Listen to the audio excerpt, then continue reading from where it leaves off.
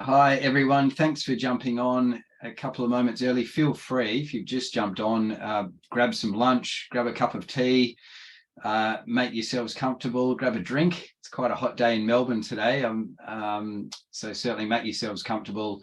It's a nice, short and sharp 30-minute session today, so hopefully you get something out of it. We'll keep it really interactive and informal, hopefully, anyway. But yeah, thanks for jumping on, and we'll just give it a few more moments for some others to jump on as well.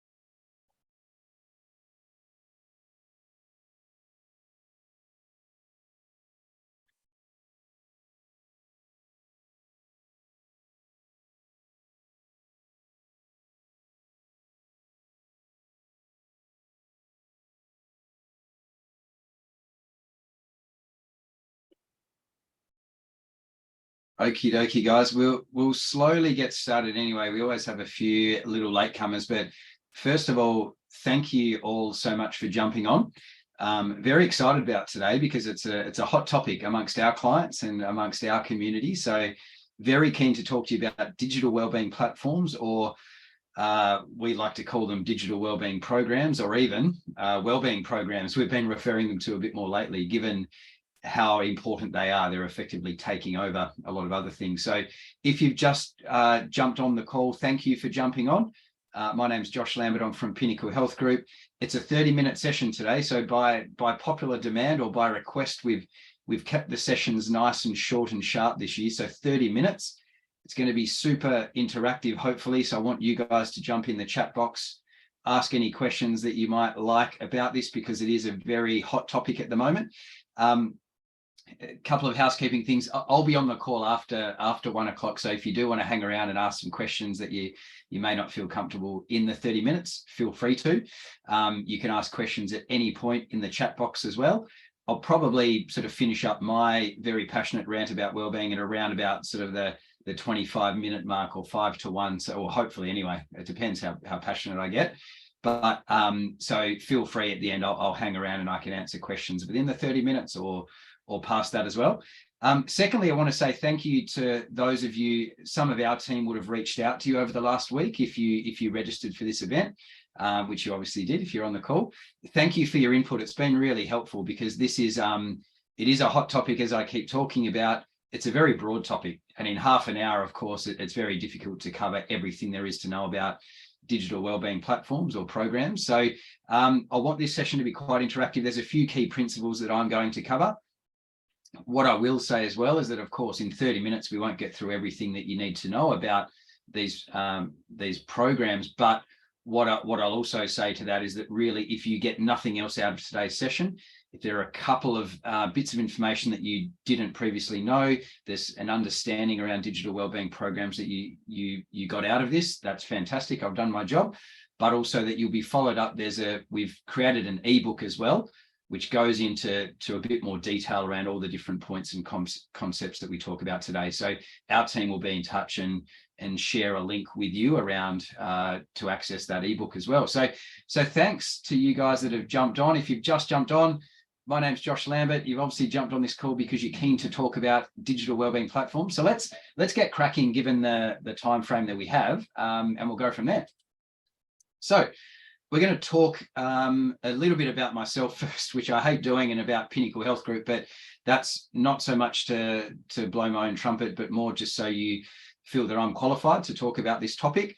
We're going to talk about hybrid working, because obviously the topic today isn't just, well, digital wellbeing programs or platforms are important, but we're really looking, we work with over 200 workplaces at Pinnacle Health Group where I work, and most of our clients, if I'm honest, even before COVID, there was some flexible working happening, but certainly now hybrid working is a thing, and it's something that is going to stick around. So we want to talk about digital, but really the way our team have been referring to, well, our digital wellbeing program, but digital wellbeing platforms or programs generally, is that they're more hybrid wellbeing programs or wellbeing programs, because let's face it, if this is the workplace that confronts us at the moment, this is the program. So we'll talk about why digital wellbeing programs. So what are they, but why would you engage, or why would you look at digital wellbeing programs at your own workplace? Thank you again to all of you that may have been approached by some of our team around, well, why are you jumping on the call? That was some really good insights into what you want to get out of today's session. And clearly, some of the common trends were, well, why would I do this? How do I engage my employees in the first place in it? And what are some tips into actually make sure employees are not just engaging it in the first instance, but sticking around on the platform as well. We'll talk to some of the challenges and the barriers around delivering a digital wellbeing program or implementing a digital wellbeing program at the workplace. And there's 7 tips that I'd like to share with you. And again, we've got half an hour. Those tips will be just that. They'll be little actions or things that you can consider. But as I mentioned, if you've just jumped on the call, our team will be following up with more detailed information via an ebook that you can download, and that has a bit more info on this. And the other thing I will say, whilst we do have our own digital wellbeing program, this isn't at all meant to be, you should get Pinnacle Health Group's digital program. Some of you will already have a digital wellbeing program. Some of you may be well progressed with other providers. So this is very much just educating you on what are the tips and tricks to actually getting the most out of your platform. However, what I will say, and I guess if I'm worth my salt at Pinnacle Health Group, our guys can also offer you a demo after today's session of our platform, which we think is pretty cool as well. So anyway, that's all the housekeeping stuff. Let's get cracking, because we've it's a nice short and sharp session. So as I said, this isn't so much to big myself up or my business partner and good mate there, Tom, but we started Pinnacle Health Group. We're physiotherapists by background, which might be a bit weird if you guys are thinking, what do you know about digital or technology, Josh? We're physiotherapists. We began running physio clinics in CBD locations, and I won't go through the full history lesson here, but ANZ Bank were the first organisation in Australia to purpose build an on-site wellness centre.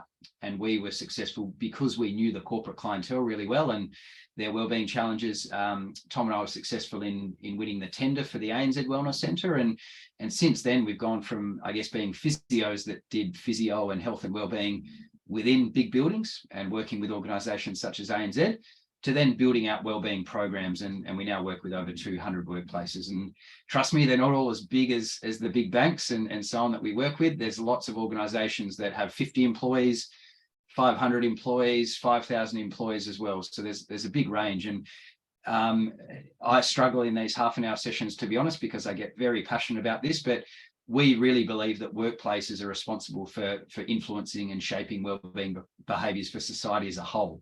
So what we're really saying there is, if you're on the call here, you're a health, safety and wellbeing professional, you're in HR, or you've just been lumped with the wellbeing program at your workplace, we believe, given that we spend a third of our lives working, I know that sounds a bit depressing to some of you, but given the time we spend working, we believe that healthy behaviours start in the workplace. And it's important not just for the employees of the workplace, but that knock-on effect of getting teams within the workplace, the families of those employees, and even the larger community stems from our healthy habits while we work. So that's what we're passionate about.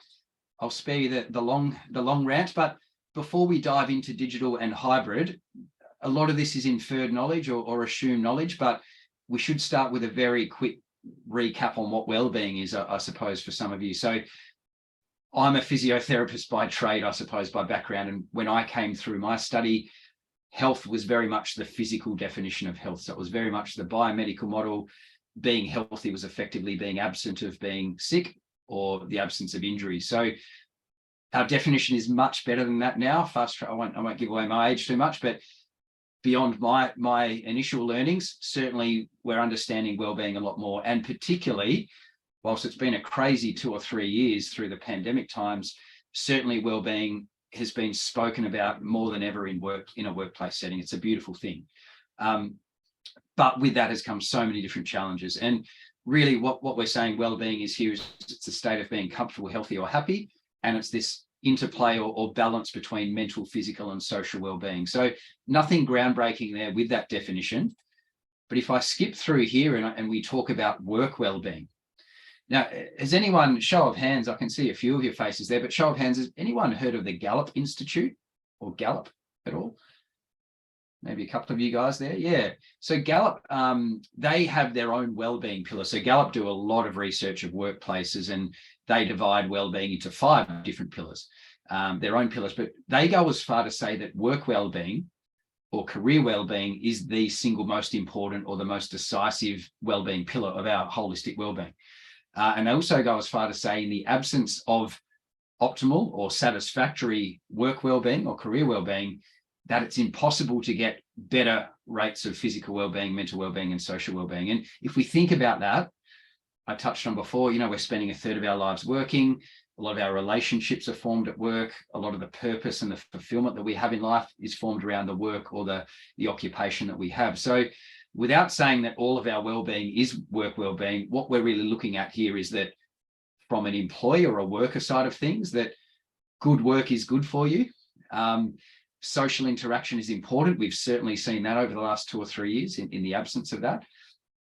But on the workplace side of it, or the employer side of it, which you may on the call here, I know many of you are on this call to work out, well, how do I get this as part of the wellbeing program? Well, work wellbeing is super important because it's all about culture. It's all around having team members interact and actually really feed off each other and have a healthy culture at the workplace. And it's about purpose as well. If a workplace is trying to attract the best talent, retain the best talent, if there's an absence of wellbeing in the focus or in the strategy, you're just not going to get the right people. And in Gen Z, the Gen Z population are now ranking wellbeing or focus on wellbeing much higher than remuneration packages or any other perks of the workplace when they're selecting where they work. So just a bit of a quick recap there. I know I'm banging on about it and I'm showing my cards here about how passionate I am about this, but certainly it's important just to take that step back first. Now, as I mentioned, just before I get into the nuts and bolts of this, please jump in at any time, interrupt my passionate ranting, ask any questions. There will be a section of Q&A as well, but also I'm very happy to be interrupted here because we like these nice tight-knit sessions. What have we got, 14 or 15 of us here? Please feel free just to yell out anything, any suggestions as well. Okay, so hybrid working. I touched on, if you've just jumped on the call, we work with over 200 workplaces and the majority of those are adopting some form of hybrid working approach at the moment. We know we've conducted 6 surveys since 2020 of 4,000 plus employees, but you guys no doubt have probably seen the statistics as well, whether it be specific to your workplace or generic, that most employers aren't going to come back to the workplace full time if they've got the option. If there's a hybrid option, somewhere about half and half is, very, very ballpark here, I'm skimming over it, is what employees want. And what all the research is saying is that this is a real once in a generation opportunity to really maximize the wellbeing benefits of potentially working from home, as I am today, as you can probably see, but also really embrace and double down when workers are in the workplace on connection and actually really benefiting from the innovation and some of that more spontaneous collaboration in the workplace. So this was happening before COVID. We have to be really clear about that. And a lot of our workplaces that we work with already had flexible work policies that perhaps if you're a head office employee, your flexible work policy meant that you must have been able to work at least 1 day from home.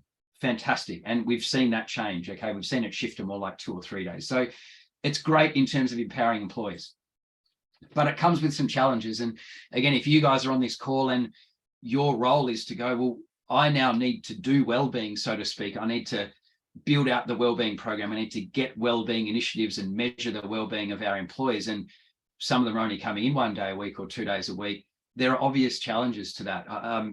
It sounds very obvious, geographical spread of employees. So people can, they may live around the area that they come into work, but they're still, if they're working from home, they're in a separate workplace, so to speak. There's the challenges, we call it, is it working from home or living at work? You know, that there are challenges to our own personal well-being that we don't set boundaries and it's hard to switch off. And we're going to get to that in a moment when we talk about technology. Productivity versus well-being. So we saw a massive spike in productivity in 2020, but it came at a cost to well-being on the whole. So generally speaking, I'm not really reinventing the wheel here. You guys are probably aware of some of those challenges to hybrid working, but I want that to be in your mind here because we're going to talk about digital. We're going to talk about what a platform is and how it works, but I want you to really put the hat on or put the shoes on of your employees. So you've got John who's sitting at home or Sally who's sitting at home, and what barriers or what challenges do they have? Because really, when you're considering your digital wellbeing solution or your hybrid wellbeing program, it's got to address these issues, these challenges that are now more commonplace than pre-COVID. Okay.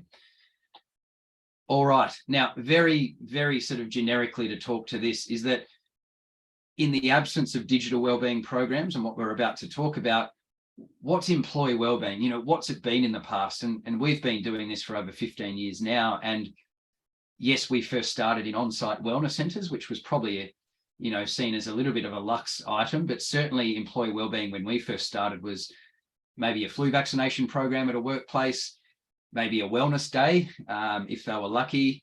There might have been a fruit bowl and they might have had a yoga class, those sorts of things.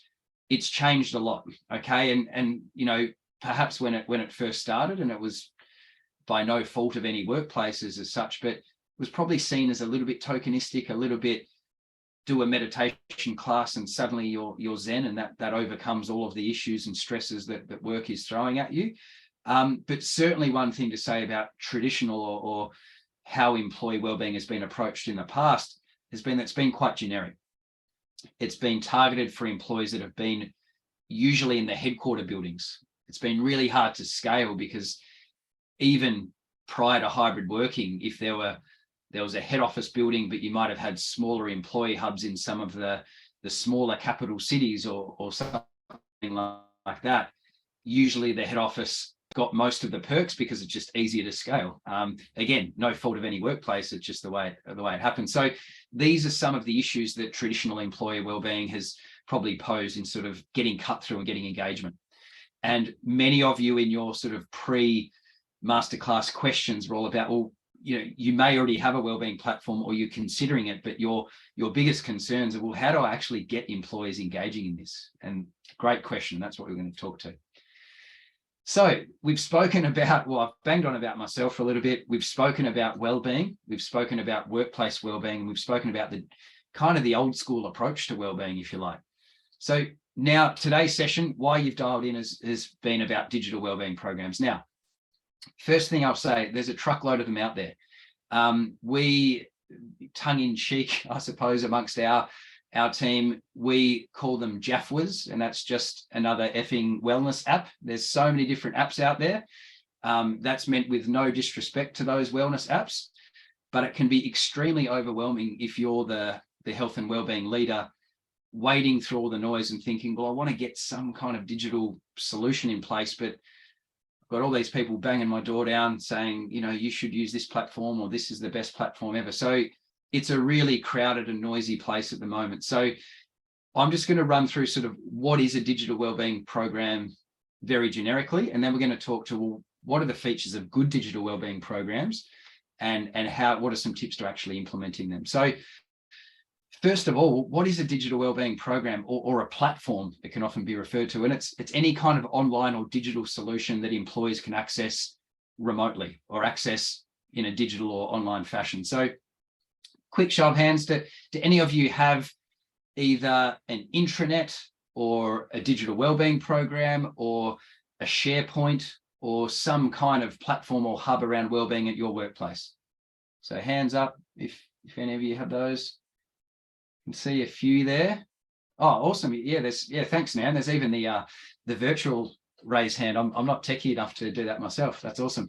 So no doubt if you don't have one in place, you may have either considered or may have gone a bit more old school, and that going old school might be an online library. It might be wellbeing content that is put up on a health and safety hub of your intranet.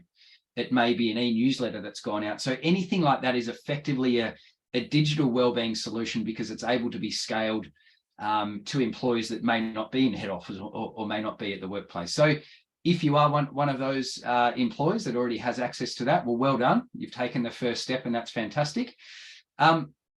What else can a digital wellbeing program be? Well, it can be quite static. It can be sort of just informative information, education, bits on how to be healthy and so on. But where it really cuts through, and the better digital programs are those that have challenges. They have journeys or programs that employees can interact with themselves. That's much more likely to elicit behavioural change, much more likely to get them engaging time and time again. So not just reading an article and going, great, you know, I know now I need to eat 5 servings of vegetables a day. Cool, but I'm not probably going to action anything after today. There's good digital programs, and there's not so effective digital wellbeing programs. The other features of some typical programs, or some of the better programs, are being able to get some data from those. So being able to get reporting and data. So measuring not just how many employees have accessed the program in the first place or enrolled in the program or the platform, but how often are they coming back to the program? What were the scores on their health check survey, which you can see a screen grab of our program here. So when they completed that health survey or the health check, what was the overall health profile of our organisation? You know, what are the topics of interest for our organisation? Are people struggling with sleep health, for example? Because by measuring, you can then target the further interventions. So you can have workshops or seminars on particular topics and really double down on that. And I've already touched on it, but really the best digital wellbeing programs aren't just a platform. They're not just a portal of a way to access a bit of information and be nicely sort of company branded and go, cool, job done. The best wellbeing programs are an intervention in themselves. So they are an ability for if an employee isn't coming into the office and may not be able to access in-person engagements, that they could actually go through a journey or go through a challenge and improve their health. So again, I'm speaking quite generically here, but it's important we sort of set the scene, because all of you are probably at different stages of your own, I keep using the word journey, but your own path to engaging in a digital wellbeing platform. So that's what digital wellbeing programs are. Well, why would you engage in them? Why would you get these in your own workplace? Well, we spoke about that hybrid working is here to stay. I know that many of you on the call, given your fantastic questions that you flicked through or input before the session, many of you have a dispersed workforce and probably have hybrid working on the go. So I go back to when we started in this space 15 years ago, and I also go to our on-site wellness centres. Well, they're a great amenity if you work in the head office at Westpac or Ernst & Young. But if you're not, it's really a bit unfair, isn't it? Because you're not getting equal access. If you work remotely, if you work in a country town, you don't get the same perks. So why digital wellbeing programs? Well, it really is true equity of access, regardless of where you're working, regardless of your work situation, part-time or full-time, you should have access to this. It's scalable. I've touched on that before, but of course, these programs and the best digital platforms, not only are they scalable, they get out to employees in multiple locations simultaneously, but individual employees can actually go through personalized journeys on their own. So it's not just a push broadcast. Here you go, guys. Here's how to be healthy, everyone, knowing that everyone has different health needs and profiles, but it's able to be scaled, and it's also able to be personalized based on, I won't bang on about the artificial intelligence. I know everyone's talking about ChatGPT at the moment, but the best platforms use AI in order to then target particular health topics of interest, which we can touch on in a moment. The best digital wellbeing platforms, or why would you use these best platforms as part of your employee wellbeing program? Well, they're actually eliciting behavioural change. So again, when we first started in wellbeing programs, and we still do lots and lots of on-site events and initiatives, by the way, but you are limited to the attendees that are coming along, and you're limited to potentially a fact sheet or a bit of follow-up from the session, but then it's kind of definitive. It's then complete. Whereas digital wellbeing programs continue. They guide employees on a behavioural change journey. They incentivize employees to finish that journey or that, I keep saying journey, that program. And what they then do is they can earn reward points, and they can actually then move into a different area of wellbeing as well. So, and the final sort of thing I'll say here is to justify why you'd consider this, if that's why you're on the call here, is that the digital wellbeing program, you may, like many of our clients, do some of the things I touched on before. You may run flu vaccinations, for example. You may have an EAP provider in place. You may do something for Are You OK Day at your workplace.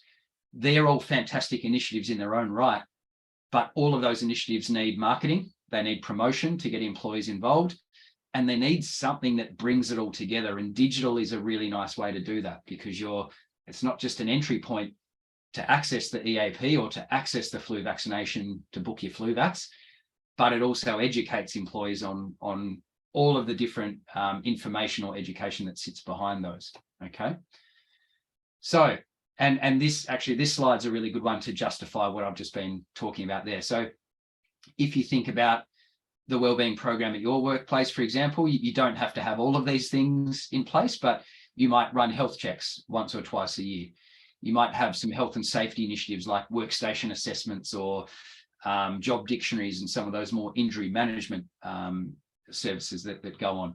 Flu vax I've touched on. You might run events, so guest speakers, or you might have different events in the foyer that promote wellbeing, and general wellbeing initiatives. So that could be anything. That could be speakers, that could be challenges, those sorts of things. Well, the platform is that glue. It brings everything together. It allows employees to access it, and it can also draw in some of the data that is obtained in those different programs and house all the data together. Okay. So that's just a nice visual just to think about where it fits in. So if I'm not being clear enough here, well, really, if I know you haven't asked this, but I'm going to say it anyway. Do I think you need a digital wellbeing program? I've just found a typo here, by the way. That's terrible from me. Programs. If you don't think you need a digital wellbeing program at your workplace at the moment, that's okay for now, but you will eventually. Okay. If you don't have a digital wellbeing program or have equity of access for employees, you're going to be missing a trick. Okay, you're not going to be really able to scale all of the hard work that you're doing to employees anywhere. Okay, so that's my very strong, passionate plea to you all.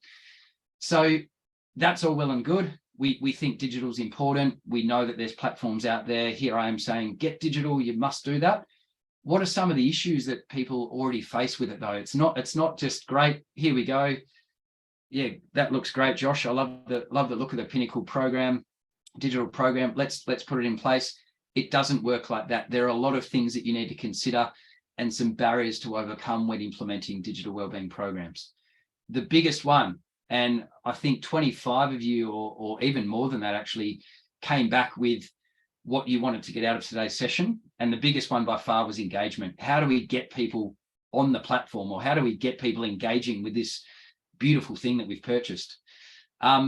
Awareness, that kind of ties into that, but how do we sort of reinforce that this isn't something that we make a song and dance about at the start of a year and then it just gets caught up in the massive other, business as usual stuff throughout the year. I've already said JAFWA, so if you're just new to the call here, JAFWA is very politically incorrect, but stands for just another effing wellness app. There are challenges because there are so many wellness apps out there. You might go, that will do. But if it's not meeting the needs of your workplace, really, it's just another thing that you're going to go, oh, that's not really going to be engaged with, and it's not really hitting the spot. Variable employee demographics. So thank you. There was some really good input as to, well, we don't have a real tech savvy population. We might have a lot of people that work in factories, or they might walk out on site and they're not on computers all day or not with technology all day. Really good point. And what we really need to do here is consider engagement or enrollment if tech first isn't, if they're not knowledge workers or if they're not in front of a screen all day as well. Digital overload. So, the irony of this is that one of the biggest challenges we've seen to individuals' wellbeing over the last few years has been too much time on technology. So we've got to be really careful that if we're pushing digital solutions, that we're not doing that at a cost of movement, better nutrition, connection in person, social wellbeing, etc. So things like IT approval, like, tech solutions are always something that we always jump through a lot of hoops with our workplaces to go, yep, the data security is safe, it's ISO accredited, those sorts of things, but they're the sort of considerations, I guess, that you might have at this early stage. Okay, So I've given myself 2 minutes to fly through the tips for successful digital wellbeing program implementation. I flagged this at the start. I'll be hanging around after the session, after the 30 minutes. So please feel free, if you do have a bit more time at the end, to jump in with questions. And also note that the ebook that we've created goes into detail on each of these 7 points. Okay, but here it is, our much revered 7 tips for a successful digital wellbeing program at your workplace. So the first thing, yes, it's cheesy, but we call it phygital, not digital. So what does that really mean? It means that digital is fantastic, but if it's not physically promoted, or if it doesn't combine physical, on-site, in-person engagements, it's very hard to create awareness and create engagement with the digital platform. So consider things like this. You may already have a digital wellbeing program, or you're about to launch one.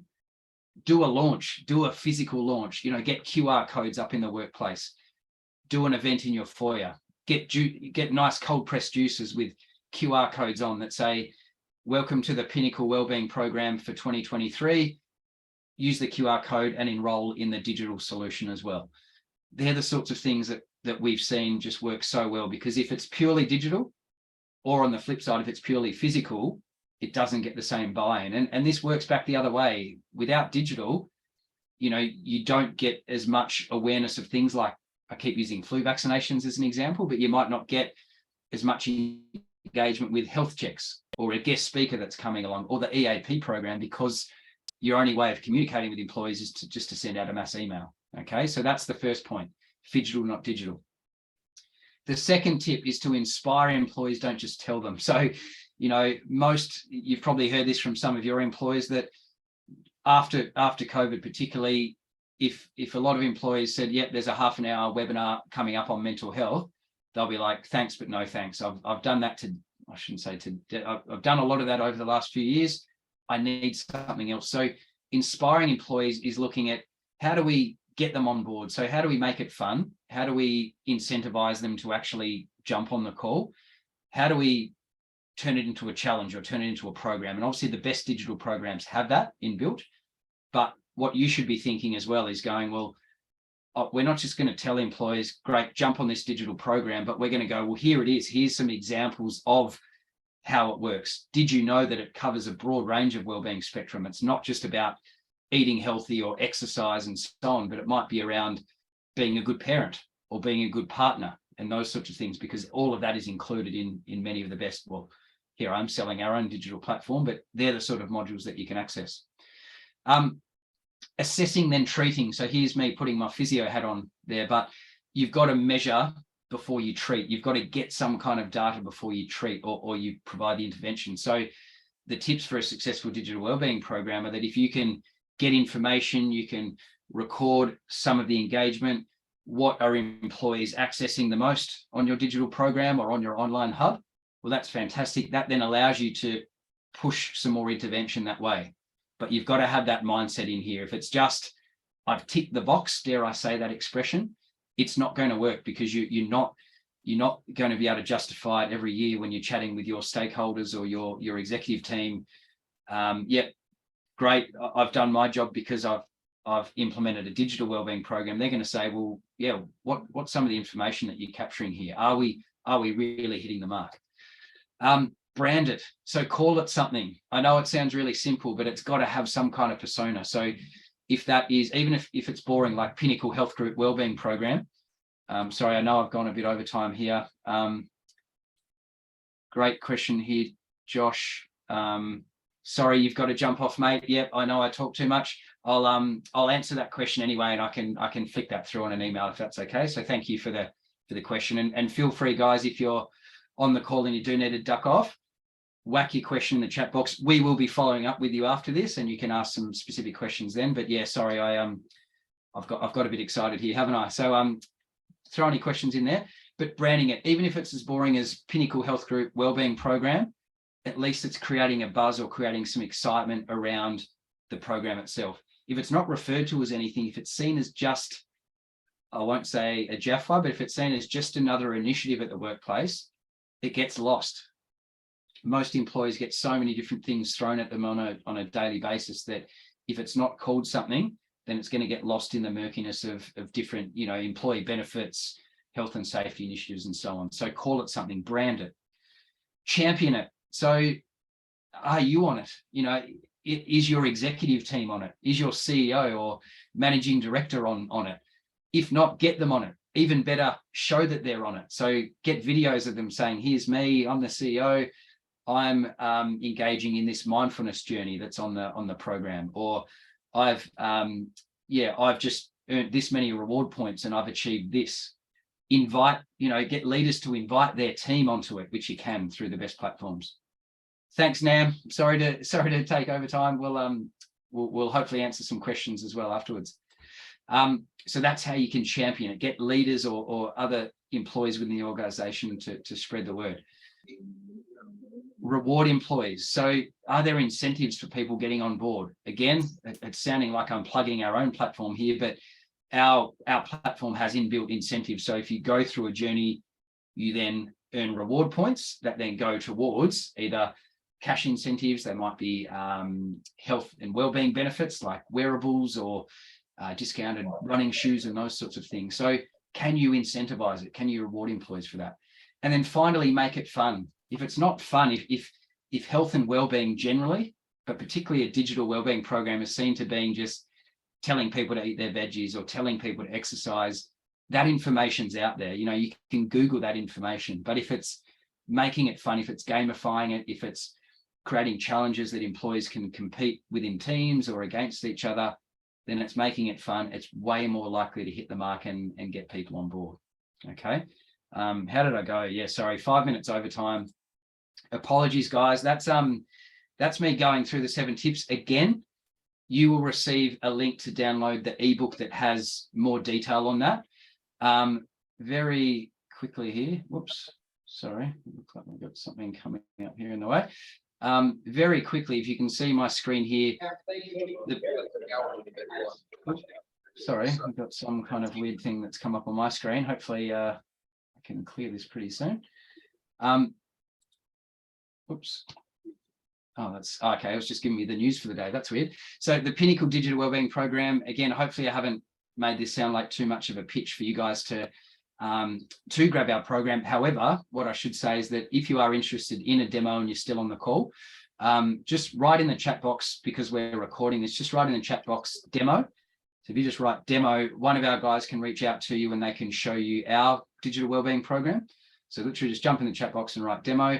They'll talk you through ours. Ours, we're obviously pretty passionate about it because it's not just a static program, but it's got, if you can see the different little screen grabs here, as an employee, the first thing you can do is you can actually complete a health survey or a health check. And by completing that, what that then does is that identifies some of the areas that I might have to work on, or some of the areas that maybe not areas of strength for myself. And what that then does through artificial intelligence that I spoke about before, that will then target specific information my way. So if I didn't really score that well for eating vegetables, that's going to be targeting me for how to balance out my nutrition or how to increase my vegetable intake. But in addition to that, I can also select topics that are of interest to me. So the problem that's solving is, all of us as health and wellbeing leaders, the tricky thing is engaging the disengaged. How do we get employees that may not be super fit, may not be already engaged, may not want to run a half marathon or are already on board with what you're saying? Well, wellbeing is such a broad category. So they might select topics that may be a little bit more left of center. It might be more around mindfulness, or it might be more around being a good parent, like I spoke about before, or building relationships with family. They're the sorts of things that if they can enroll in the topic of interest, they're so much more likely to get on board the entire program and then make changes in just about every other area as well. But yeah, there's just a few little images of our program. Again, if you are interested in this, you can just jump in the chat box and type in demo, and our guys can reach out to you. You'll receive a bit of a follow-up with a link to do that as well. I touched on the personalized employee journeys as well. So every employee will get, this is the beauty of it. It's not just a great, here you go, 500 employees, you're getting the same thing. It's Josh is one of those 500 employees. Josh gets his own journey through the platform or through the program. And the next employee gets a completely different journey because their health check was different. and they've selected different topics. So they're the parts of it that we really like. So now I promised that I'd stay in the line and answer any questions. COVID. Sorry, no, honestly, I had such a bad headache when I had COVID, and like my neck and everything. I thought I was just from the gym. I think someone's off mute there. I think someone's got a sore neck from the gym. I'll see if I can mute that person there. Sorry. Would anyone like to jump in with any questions?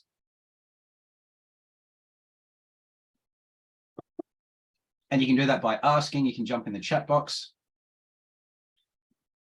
I know I've gone a bit over time, guys, but yeah, jump on and ask anything you'd like at all. Otherwise, a bit like some of the attendees that had to jump off, you're welcome to flick an email to ask any questions sort of personally to me as well. You're welcome to do that in response.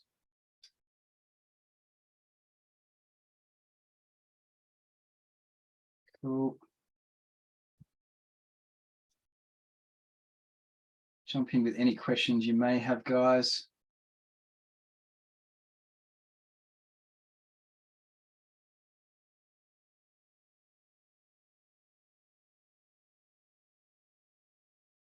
Cool. Well, I'll hang around here, guys, anyway.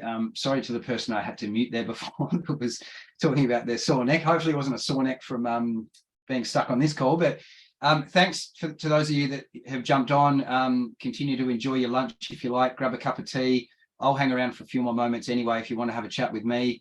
Otherwise, our team will be in touch with a bit more information as well.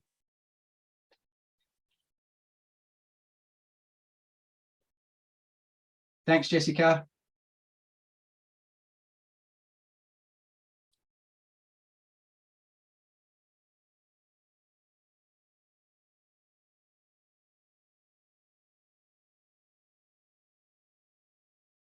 Okay, looks like just a couple of us left. Feel free to jump in with a question, guys, if you like. Otherwise, yeah, happy to, our team will be in touch and share with you some more information about this topic.